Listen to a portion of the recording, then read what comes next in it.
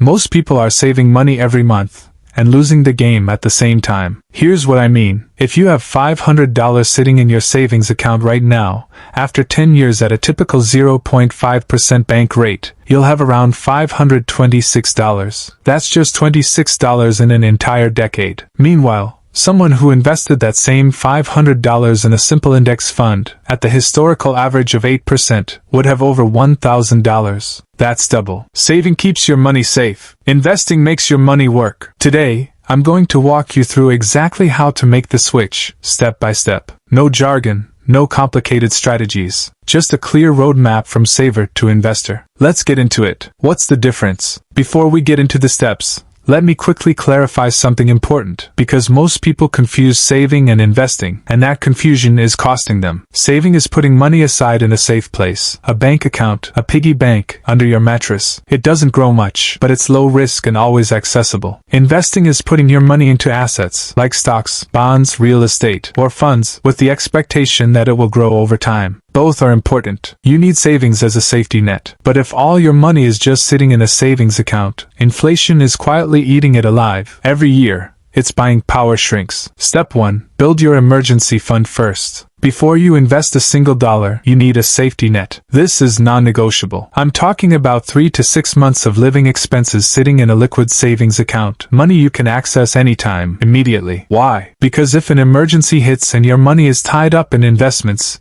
you might be forced to sell at the worst possible time, during a market dip, and actually lose money. So step 1, calculate your monthly expenses, multiply by 3 or 6, and don't start investing until that cushion is in place. Step 2, pay off high-interest debt. Here's something nobody tells you. Paying off a credit card with a 20% interest rate is literally a guaranteed 20% return. No investment on earth consistently beats that. So if you have high-interest debt, credit cards, personal loans above 8 to 10%, paying those off first is your best investment right now. Low-interest debt like a student loan at 4%, you can invest alongside paying that off. The math actually works in your favor. Step 3. Know your investable money. Now look at your monthly budget and find your investable surplus, the money left over after your bills, needs, and emergency fund contributions. It doesn't have to be a huge amount. You can start investing with as little as $10 or $20 a month on many platforms today. What matters is the habit, not the amount. Write that number down. That is your starting investment budget. Step 4. Choose where to invest. Okay.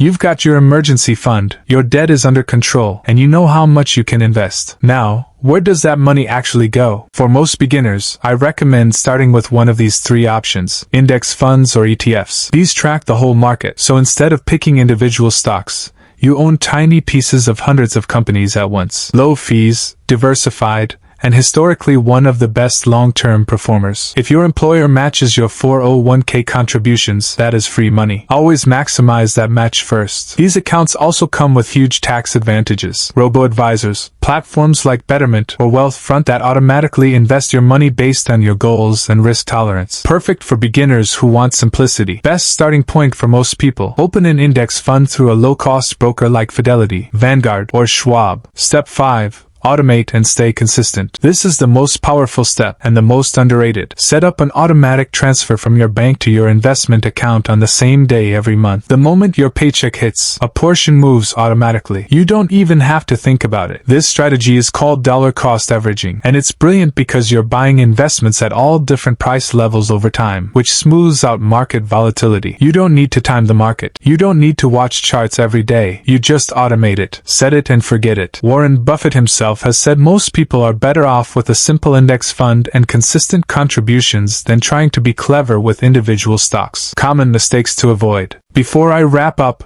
let me quickly run through the biggest mistakes I see new investors make, so you don't have to learn the hard way. Waiting until you have enough money. There's never a perfect amount. Start with whatever you have. Time in the market beats timing the market every single time. Panic selling during a market dip. Markets go up and down. That is completely normal. The people who lose money are the ones who sell in a panic. Stay the course. Putting all your money in one stock. Diversification is your best friend. Spread your money across multiple assets so a single bad day doesn't wipe you out. Ignoring fees. Even a 1% annual fee might sound small, but over 30 years it can cost you tens of thousands of dollars in lost returns. Always check the expense ratio before investing. Investing money you need soon. Only invest money you won't need for at least 3 to 5 years. Short-term money belongs in savings, not the stock market. So here's where you are right now. You know the difference between saving and investing. You know the 5 steps to make the switch, and you know the mistakes to avoid. Here's your action plan for this week. Just 3 things. Number 1. Check if you have 3 months of expenses saved. If not, that's your first target. Number 2. List any high-interest debt and make a plan to tackle it. Number 3.